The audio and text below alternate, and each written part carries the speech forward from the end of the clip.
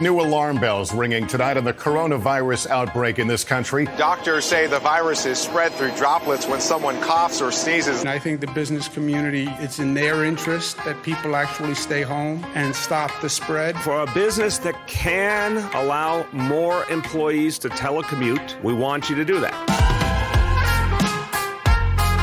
Hi, friends. I'm Andy Paul, host of the Sales Enablement Podcast, and I want to encourage you to listen to my brand new special 6-part podcast miniseries titled Selling with Purpose. The team behind Sales Enablement Podcast and I put together this incredible series of inspiring conversations exploring what it means to sell with a mission greater than just hitting your numbers in this era of COVID-19 and beyond. So tune in to hear from world-class enterprise sales leaders and learn how their 6 companies will close $50 billion selling remotely. See how they've supported essential workers with the products and services they need to stay safe and thrive during this time of crisis. Subscribe to Selling with a Purpose now on Apple Podcasts, Spotify, Stitcher, or wherever you listen to podcasts.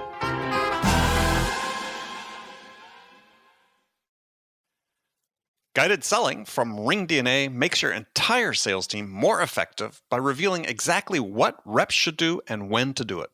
Guided Selling works by transforming sales data into a curated list of prioritized sales actions. So when reps start their day, they'll never again wonder which prospects and accounts or hot inbound leads to reach out to next. Guided Selling even shifts reps' priority in response to real-time buying signals. Finally, even new reps can sell like seasoned ones. Let RingDNA be your guide to success. Learn more at ringdna.com/guided selling. That's ringdna.com/guided selling.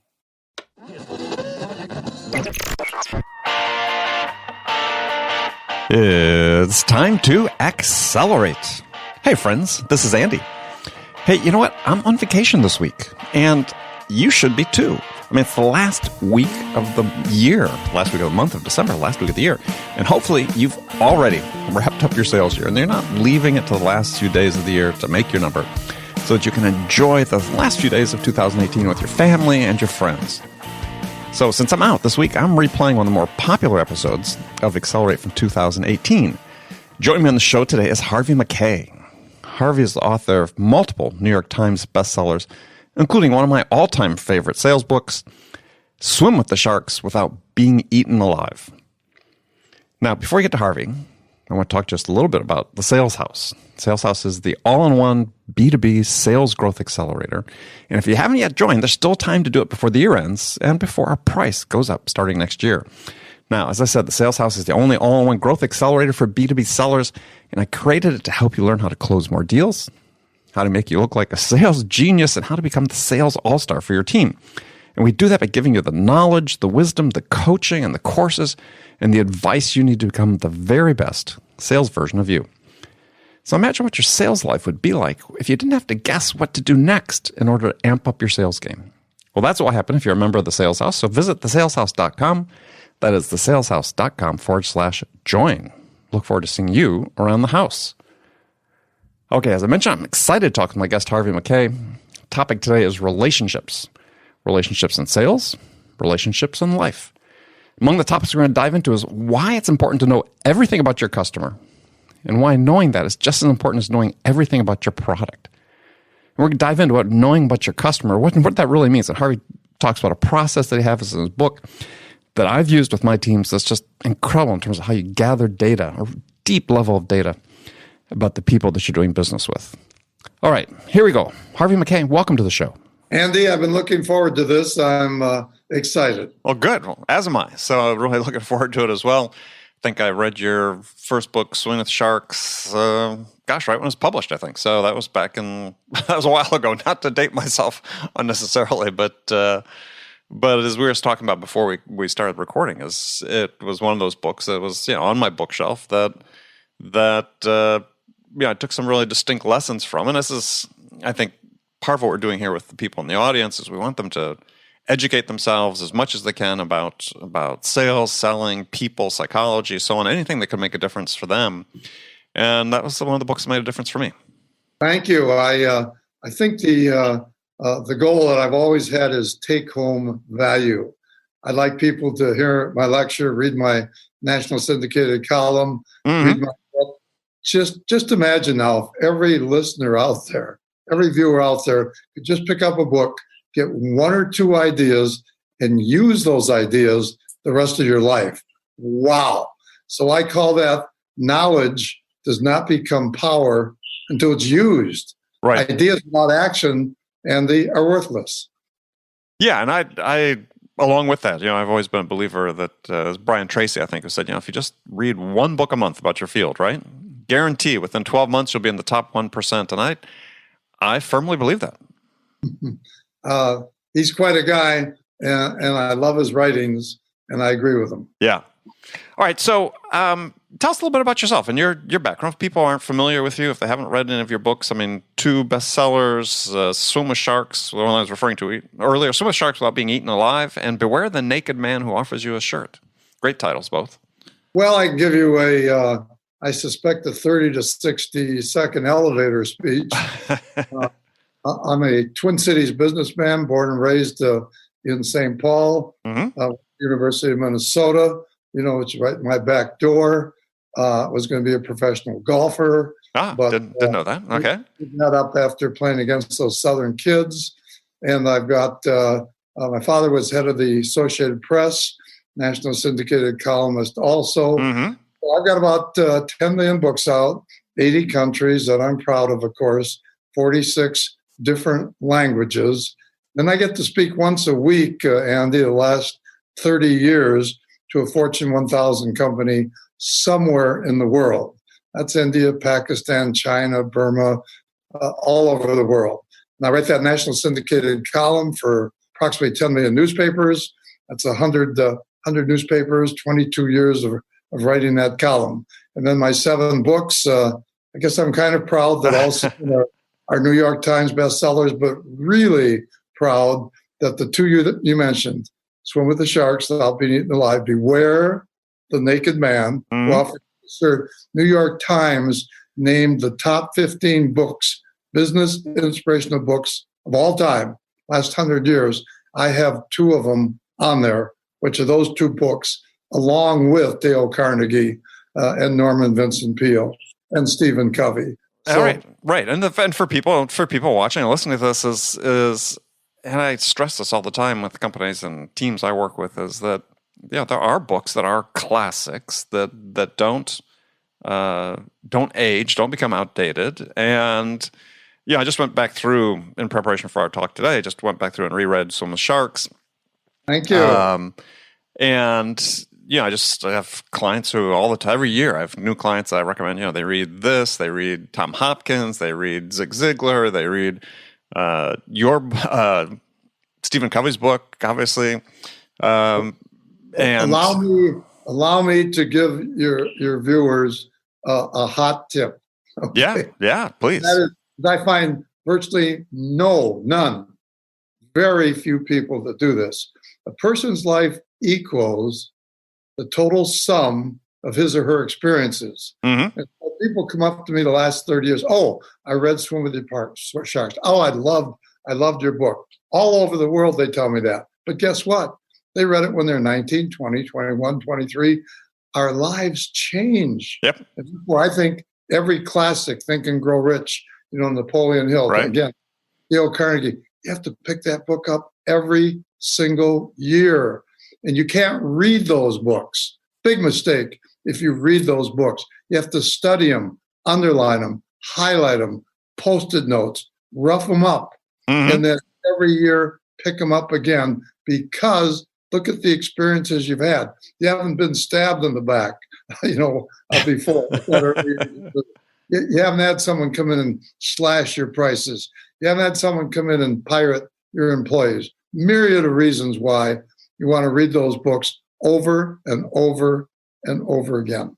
Exactly. And I think that we have sort of this issue in sales, and I'm passionate about this, is I think it's been true forever. I think it's getting a little worse now, is that people aren't investing enough in themselves in terms of educating themselves. Yeah, I like to distinguish between education and training. I think that we have more than enough training that for the most part it's not very effective. But what we don't have enough of are, is education and professionals educating themselves, or even companies educating their employees. Well, of course, I couldn't agree more. Oh, good.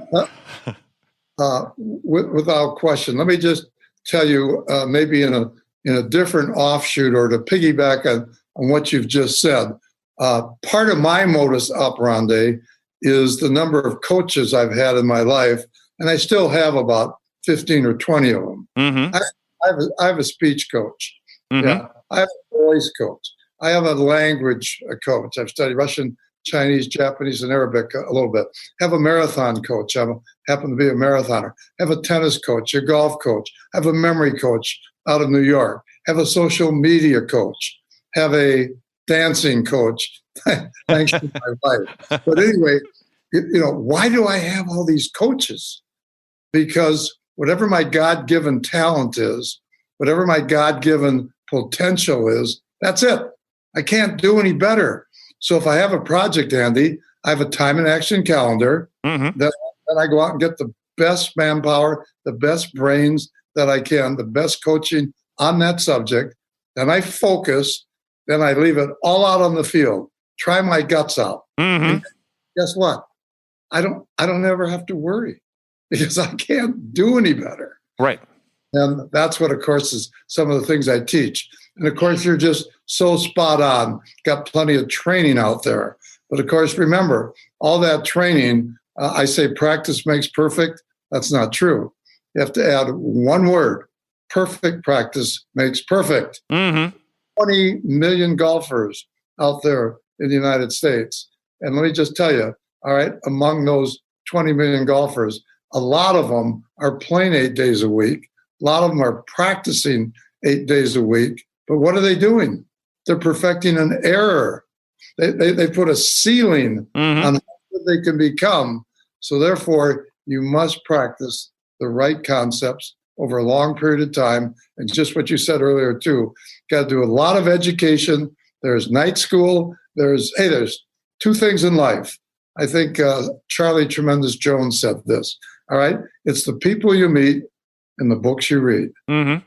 That can change your life. Well, and I think one of the things with training, though, that we see, and it's always, again, I think it's always been the case, but I think it's more pervasive now, is that, and I'll use a golf analogy here, but they're trying to make everybody be the same.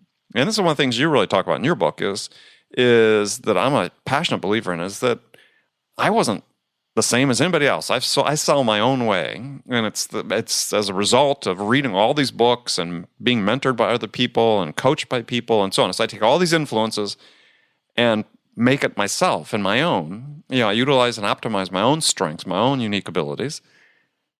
But we're trying to take that away from people these days. And the golf analogy for me is always, look at a golfer, for people who follow golf.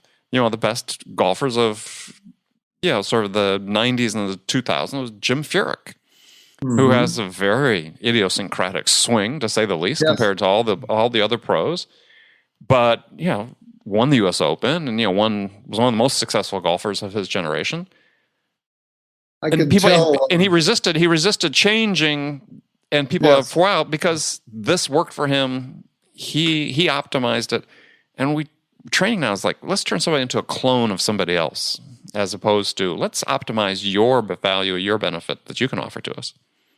Well, I prepared to win a little bit. We've never met before, but I did look up your work, as I said, studied it a little bit, agree with it 100%, because you are a differentiator. Is every leader the same? Do they have the same teaching modes, same ethics, same everything? No. And you also, when we're talking about a leader or a salesperson, all right, just remember, they're all over the map. You don't have to be a born salesperson. Mm-hmm. You become a salesperson. That's what you talk about. Right. That's what you teach. And so therefore, let me just give you a quick little example. Sure. They both happen to be, luckily, very close personal friends. But let's just take two fabulous coaches. Look at Tony Dungy and the way Tony coaches on the sidelines like this. And I know him quite well. I recruited him to the University of Minnesota. Yeah, played defensive back. Yeah. Second father to him. He's got that laid back style. Now let's go to the opposite. Lou Holtz, Right. My best friend in the whole world outside of my family. Talk every other day for 30 years. He's walked 5,000 miles on that sideline. Mm-hmm. He is an all-time motivator. I've been in the locker room with him for 30 years of coaching. Another Vince Lombardi, Right. Knute Rockne, and yet there are all different kinds of coaches. See, you don't have to be a Holtz with that style, but that's his style, and you have to be yourself, just as you say.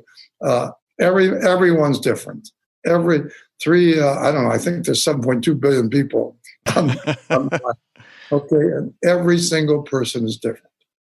Yeah, and I it's sort of controversial. When I talk to groups of salespeople and with their managers in the room, I say, sometimes you just have to say no to your manager. They want you to do a certain thing a certain way, and they've experienced, they've got insights. Take that into account. But if it doesn't align with who you are personally, your values, your character, it's not going to be authentic. It's going to be transparent to the buyer that that's not really you. You're sort of going through the motions, and you'll never make that connection with that other human being the way you want, unless you're truly yourself. Let me make an observation, okay, when it comes to sales. I'm a lucky guy, speaking once a week, as you know, for 30 years. Yeah. And it doesn't matter whether there's 1, 3, 5, 7, 10,000 people in the audience. They will be representing bankers and insurance company and HR and sales and techies and all that. And I'll make the statement now, this whole conglomeration of different industries, I'll make the statement that whether you agree with me or not, no one can talk me out of this statement. And that is as follows. Every single person in this audience is a salesperson. Why do I say that? Because from the moment you get up in the morning to the moment you go to bed, what are you doing all day? All right? Mm-hmm. You're negotiating, you're communicating, you're persuading, you're influencing. Influencing, right, exactly. Ideas. So then I say, if you don't think you are a salesperson, I feel sorry for you. Yeah.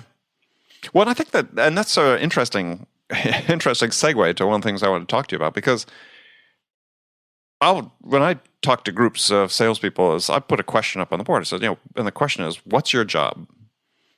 And they all think their job is to sell something. And it's like, well, not really. What's your job is, first of all, you have to form a connection and a relationship with a buyer, and then you have to serve them. And the sale is an outcome of doing those two things. But we're excited. We've got people just think, my job is to sell something. So if my job is to sell something, it's something I'm doing to someone as opposed to doing it with them. And that makes all the difference in the world. I mean, you give the examples in your book of one potential client that you nurtured for 6 years or something. And before you finally got the business, but it's because of how you served in the interim while you were following up that you got that business. Once again, right on. Let me talk about, because you mentioned earlier, okay, and of course the key word is relationships, without question. It's relationships to start out with. Then comes the serving. But I have this McKay 66 that you kind of referred to. Oh, yeah. Well, tell people about it. When I was 21 years old, I had 300 accounts. I was selling envelopes in the Twin Cities in the state of Minnesota, a little bit to South Dakota, but 300 accounts. And I decided that I'd make a list. When I sat down and made a list of 66 questions. So if, Andy, I were calling on you, I want to know a little bit about your background, your education. If you happen to be married, do you have children? Where did you go to school? Where did you get your education? What are your politics? I want to know your interests. Where are you taking your vacations? How many jobs have you had? What do the kids do? What are your interests? These are 66 questions. Again, what I call humanize your selling strategy. So if I'm calling on you, Andy, I don't care if I'm selling envelopes, widgets, nuts and bolts, securities, industry, insurance, doesn't matter what. Okay, the concept will not change. We will not be talking 100% business when I'm across that purchasing table from you. Right. All right. Your purchasing manager, maybe any transaction. any communication, any negotiation. So if I know all of those 66 things, and of course, 5 are better than 2, 20 are better than 10, 30 are better than 20, I build that up. I make a call on you. I read the desk. I read the walls. I hopefully get you to lunch or dinner. I ask questions about all those 66 things I wanted to know skillfully. Conversationally. Then you can't, we're going to talk about some of those things. Hey, did you see the Yankees got slaughtered last night? And I know that you hate Yankees. It's just one little tiny thing, just making that up. But that's how you reach someone with a relationship. You always want to go deep with a relationship. That's all. Yeah. Just can't be on the outside a little bit and cold. You must go deep. And from my perspective, you can't go deep without the 66. That's why Swim with the Sharks sold 5 million copies. Now my sales force, they went ballistic. I mean, when I put that in a book, are you kidding me? And I said, look, I can tell you one thing. Out of every 100 people that read this, okay, 50% are going to forget right away because you forget 50% of what you hear in 4 hours. Right. And I said, there'll only be really, truly 1 in 10 they're going to follow this concept. All right. And guess what? We've had a 20, 30, 40-year head start on them. That's right. So I'm not worried about it. Well, and this is really an important lesson for people who are selling today, is because especially in segments of the tech business and people are using inside sales methodologies where they have sort of their appointment setters making their first calls and so on, is they've got lists of scripted questions, go 1 through 10. And if you listen, which I do, to recordings of these phone calls, they ask a question, they dutifully write down the answer, then there's a pause while they're looking for the next question, they ask it again.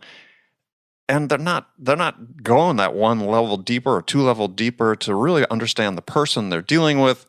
And I told you before we started recording that when I read your book the first time, is I used it in part of it. I wasn't going 66, but I believed very passionately in this idea that the more information you have about somebody that you're dealing with, the better off you are. Boring, that's what I call it. Really boring. Yeah. Yeah, right? No one ever sold anyone anything by boring them to death. Right. So it's like, that's right. How do you have a conversation? I got taught this lesson, reinforced actually even earlier in my career before I read your book, is I was dealing with a gentleman that owned a chain of jewelry stores in the Bay Area. And I was selling a computer system. I was fresh out of school. It was one of my, I was 21 or 22 years old. Looked like I was 12. And so we had, we hit it off pretty well, but for some reason I was pretty confident I was going to get the order, but that just wasn't coming. But yet he would still talk to me. And he was older, he was near retirement age, and I think he was enjoying sort of mentoring me. But I wasn't getting the order. My boss was convinced that I needed to take it off my forecast. I said, no, I'm going to get it. And he said, well, hey, I'm going to come out with you and we're going to talk to him. And I thought, no, that's embarrassing. Not my boss come with me. So I go out, and it finally dawned on me when he very nicely talked to me and brought me into his office. But right on his desk were pictures of his grandkids, and they're all in soccer uniforms and various pictures. And he was just waiting for me to ask about his grandkids. And it just sort of dawned on me there. It's like, oh, it's a lesson we all go through. We have to learn early in our careers. I thought I was doing a great job selling, but that he was saying, look, the relationships are so important. And he basically told me afterwards, that's what he was waiting for. He was waiting for me to get more personal. And once I did, he gave me the order. I have, when I open up the 66, I say people don't care how much you know about them once they realize how much you care about them. Yeah. That's what I say. Incidentally, just a brief aside, you mentioned jewelry, and I think of retail, and retail is detail, Andy. But working my way through college, I was working at Howdy from Howard's, downtown St. Paul, 7th and Wabasha, and learned 2 quick things. I was selling, the underwear, the ties, the shirts, forth. Never the big ticket items. And they taught me two things I learned. Don't ever, ever put more than 3 ties on the counter. You will confuse the customer. And number 2, which I really, really like though, never say goodbye. Walk that customer all the way out through the store, out into the street, and say goodbye. I still remember that from 100 years ago. Yeah, no, I love that. Well, my first job was selling women's shoes in JCPenney in Madison, Wisconsin, where I grew up. We're both Midwesterners. Yes. And yeah, I mean, my first day on the job was the day of a huge snowstorm. And so it was like the signal went out to everybody to go get their winter boots for the season. And so I was inundated the first day.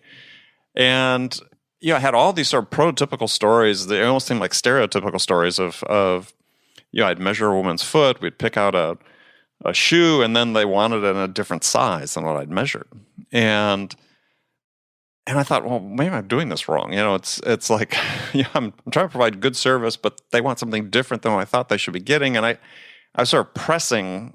And, that first day I just learned this lesson. It wasn't about what I thought was right. It was about what the customer thought was right and what they wanted best. And it was just like huge eye opener. So it was, besides being somewhat mortifying putting women's boots on, but good experience for a 16-year-old guy. Oh, without question. And let me just tell you, I'm an aphorism junkie because my father, once again, was a newspaper man. So on we should call it the icebox. He'd have 30, 40, 50 aphorisms. And always would have an extra one that he made up. Mm-hmm. And so I grew up in a home with aphorisms. Right. I just followed my father's footsteps. But I do have many hundreds of them because I've never written a column without putting down there McKay's moral. And also in the chapters in my book, almost all my books have a McKay's moral at the end. So when you mentioned experience, when a person with money meets a person with experience, here's what happens. The person with the experience winds up with the money, and the person with the money winds up with the experience. I like that one. It just triggered my mind. Yeah, I like that one. Well, I mean, it's. I want to get back to the 66 thing because, you and I think see eye to eye on some of this. But I think it's a really important lesson is that salespeople are being trained today, back to this training word, that customers are too busy to engage in small talk, that they're too busy to have this personal relationship, that it's, and I think it's nonsense, is on one hand. And it's sort of being encouraged by people saying, well, hey, we've got all this artificial intelligence and machine learning and other technologies coming down the line that in some cases may supplant what salespeople are doing, which again, I think the opposite is going to be true. I think that when we do see, and we are seeing technology in some places rightfully come into sales and do certain things, but the ability to form the relationship with another human being, I think becomes a more valuable skill in that environment, not a less valuable. That's, your differentiation. Everybody's machine's going to be the same. You, the human, are going to be the differentiator. And so people really need to take this seriously about the fact that you can't rely on technologies. And same thing with, your 66 questions. The McKay 66s, salespeople, again, are sort of trained as, well, go spend 2 minutes on LinkedIn and look at somebody's profile and their social, and you sort of get to, learn about them. And they're sort of learning about them, but then there's the learning about it with the McKay 66, which is, we're going to do a deep dive and not an interrogation. Over the course of several calls and meetings, you're going to gather this information. But again, so often our discovery and our relationship building that people are being trained on is more of an interrogation than relationship building. True story yesterday. Had a fellow from New York call me, young millennial, okay, in his early 20s, quite bright. Asked for my advice.